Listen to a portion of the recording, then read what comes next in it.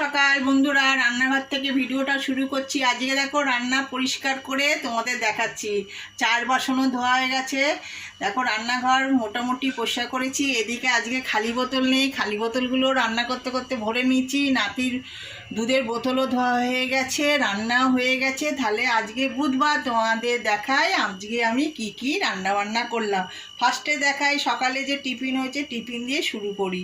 প্রথমে নাতির জন্য টিফিন হয়েছে পাস্তা, গাজর দিয়ে আলু দিয়ে পেঁয়াজ দিয়ে পাস্তা হয়েছে, নাতনি নিয়ে গেছে। আর তারপরে নাতি হচ্ছে আজকে স্কুল থেকে বলেছে গোল গোল টাইপের টিফিন নিয়ে যেতে। আমি গোল গোল টাইপের হিসাবে গোল গোল আলু ভাজা করেছিলাম, কিন্তু ও তো ঠিক মতন খায় না।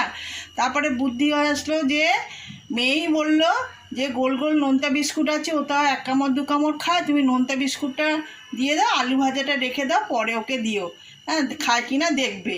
তাহলে এটা হচ্ছে নাতনির, এটা হচ্ছে নাতির। আর মেয়ের জন্য ওস বানিয়েছিলাম, ঠিক মতন আমি করতে পারিনি, ফার্স্ট করলাম। যাকে ও সেটাই নিয়ে গেছে আর আমার জন্য একটু রেখে দিয়েছি। এগুলো হচ্ছে টিফিনের জন্য হলো।